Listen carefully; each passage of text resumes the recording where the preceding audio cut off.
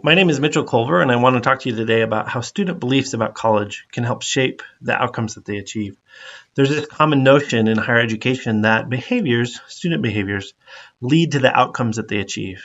Study skills, tutoring, social activities, that by participating in these various things, students are actually producing the outcomes through these meaningful behaviors. And that's true, but recent research has revealed that really attitudes and behaviors lead to outcomes, that student attitudes are at the core of how their behaviors emerge and are shaped, and that if you want to really help students, you can intervene on behaviors, sure, but you also want to intervene on their attitudes.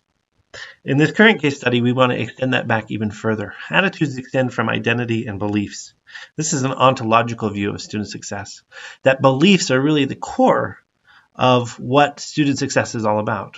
It helps shape their identity about who they are as a student, about why they're going to university, and that leads to their daily attitudes and behaviors that lead to the outcomes. Now, this is kind of thinking about beliefs as kind of the climate, and attitudes and behaviors as kind of the weather of a student. So climate is kind of more long-term, doesn't change over time, whereas weather can change daily, just like attitudes and behaviors can change daily. So we really want to shape the climate of student success and do that at the student level.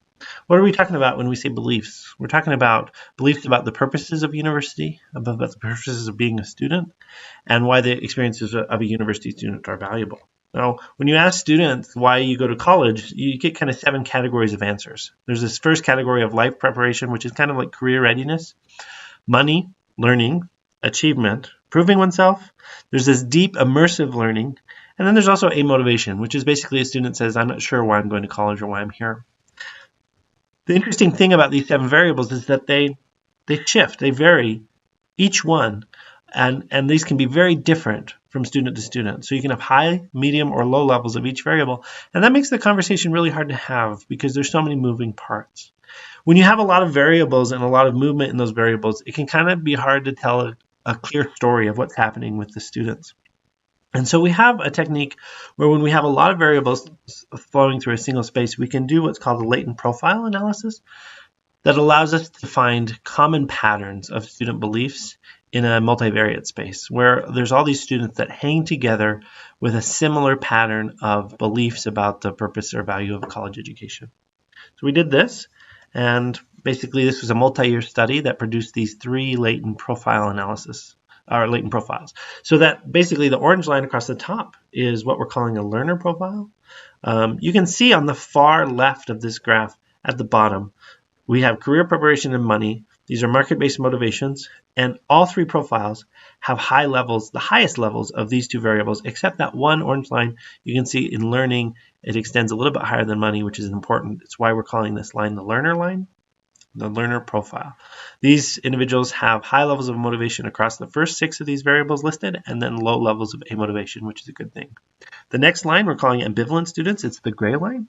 You can see that they have kind of in the middle motivation across these 6 variables. And then the last variable, motivation, they have much higher motivation than their peers.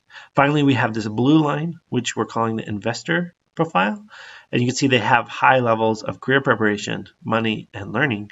And then there's a steep drop off to these other 3 variables, proving oneself, accomplishment, and immersive learning, and then low levels of motivation. That steep drop-off is why we're calling them investors. They're here to learn, sure, but they also are here very clearly to get career preparation and money above all other factors. So these are the 3 profiles. The reason why you want 3 profiles or a common set of profiles that you can work with is it makes a conversation easy to have about these students, about what kind of outcomes they achieve. You can start to look at how various interventions affect each of these profiles or students in these profiles, and also how these students can transition amongst the profiles, and the profiles can shift around over time. So we did that in the latent transition analysis, and we got some really interesting results. Learners had these really good high levels of GPA, more likely to participate in first-year experience, greater confidence in the institution and in their major. And they had really good outcomes at time 2, and especially when you compare them to people who are ambivalent at time 2, they got some good outcomes. Investors kind of had these higher ACT scores coming in, and they reported less concern about math, less social concern, lower use of the library. They're also most likely to stay investors. Students can move between the profiles. Investors are kind of committed to these values, and you see a similar pattern at time 2. Interestingly, the ambivalent profile was the most transient profile. So a lot of these individuals that started ambivalent, over time, they resolved that ambivalence. And then a lot of the individuals that were ambivalent at time 2 actually were not that way at time 1. They transitioned to being more ambivalent at the end of their first year of college. And as a result, at time 2, you see these really negative outcomes for being ambivalent about the university experience. And so this is an important kind of profile to look at, to track.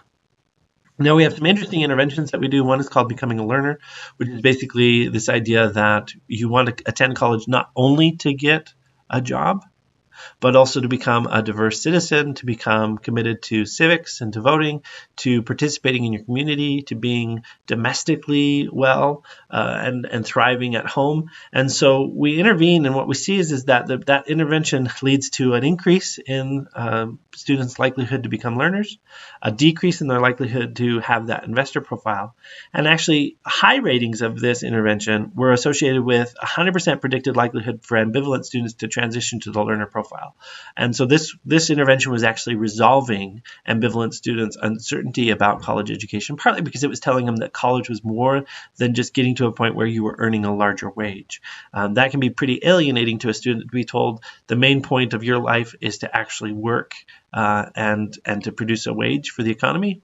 But when you can tell them that actually you're going to become a learner and so you can thrive and be a very holistic contributing member to society, that really resolves some of that ambivalence. First year experience participation was also associated with a much stronger likelihood to transition away from the ambivalent profile and into the learner profile, which we were excited about. First year experience teacher quality was really associated with this transition and with student outcomes that were high quality. When students intervened on these 8 values, the students in their courses were actually much more likely to be successful in the coming year. So things like, I understand why I'm enrolled in higher education. I have learned what an education person is and how an education person contributes to his or her community, meaning more than just occupationally. I have learned the role general education and the major play in my education and so forth. And so these values really become the core of our first year experience. We see these transition patterns where you can look at how being profile in one profile at time 1 and a different profile in time 2 are associated with different outcomes compared to baseline measures. So let's look at pattern A. These were investors at time 1 who, through intervention, shifted to the learner profile. You can see the baseline measure of their high school GPA. It's a little bit higher than some of the other groups, but not the highest. But here they are getting the highest levels of first year and second year GPA and the highest levels of first and second year retention, which is nice to see. You can go down to that profile G and you'd see ambivalents who started ambivalent but who transitioned to the learner profile by the end of the first year as a result of intervention. They had these kind of low GPA, the lowest of those that aren't crossed out. And then they get these really actually much higher than expected GPAs and retention rates, which is nice. Some of these cells are striked through, and that's because the cell size is too small. Now, the key takeaways of this research, and there's a lot to discuss, is that alignment between student beliefs and institutional core values matters. So this idea that students come in and when they think that university is exclusively about occupational aims, they're actually getting poorer results than when they actually align their values with the liberal arts tradition, that we are here to holistically develop ourselves. Another implication of this research is that K-12 educators can actually prepare their students to start to believe and shift their beliefs about college and attending college earlier than just orientation of first year experience, right? We don't want to wait until they arrive at college to intervene on student beliefs. If we can, as a society, start to shape this conversation more around the holistic values of higher education, I think we'll see a larger attendance rates, but also larger results or greater results as the students shift those beliefs towards kind of these central tenets of higher education. And finally, universities can't just do this work at the beginning of the academic career of each student. So orientation first year experience is great, but these kind of interventions should systematically kind of be sustained throughout the 4 years of college or 5 or 6 years or however long it takes, that students should constantly be reminded of these values. In this research, we saw a drop off of these kind of values into the second year. And we want to note that that's because one intervention one time at the start of the year is powerful, but it can't last for 4 whole years. That's the research. I hope you enjoyed this, and I hope to see you at South by EDU. Thanks.